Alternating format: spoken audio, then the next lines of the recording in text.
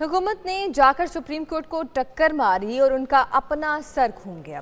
फवाद चौधरी की election commission के बाहर मीडिया से गुफ्तगू, कहा कि 18 सीटों वाला प्राइम मिनिस्टर बन गया। आईनी तरमीम किसी ने पढ़ी ही नहीं, सीनियर तरीन जज ही चीफ जस्टिस पाकिस्तान हो सकता है। उन्होंने कहा कि आईनी तरमीम के सिर्फ ज़ाती मकासद हैं, मुल्क के लिए कुछ नहीं हो रहा, मुल्क में जमहूरियत का तमाशा बनकर रह गया है। बिलावल विक्ट्री का निशान बना रहा था, अब कहता है मैं सब चीज़ों से लाइल्म हूँ। हुकूमत ने जाकर सुप्रीम कोर्ट को टक्कर मारी और उनका अपना सर घूम गया।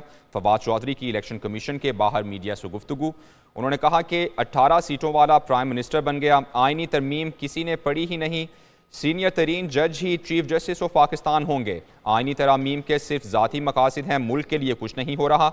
उन्होंने कहा कि मुल्क में जमहूरियत का तमाशा बनकर रह गया है। बिलावल विक्ट्री का निशान बना रहा था, अब कहता है कि मैं सब चीज़ों से लाइल्म हूँ।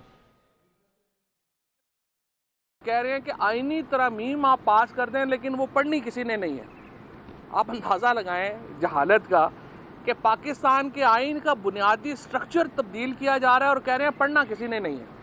भाई इस तरह थोड़ी होता है दुनिया में।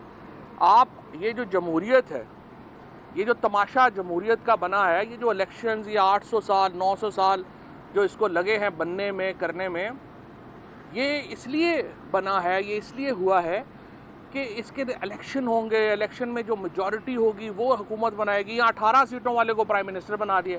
कभी रात को बिलावल भुट्टो साहब जो विक्ट्री के निशान बना के निकल रहे थे, अब कहते हैं हमारा तो उन तरमीम से कोई ताल्लुक ही नहीं, मैंने तो देखी ही नहीं हुई थी, मैं तो मजबूर हूँ।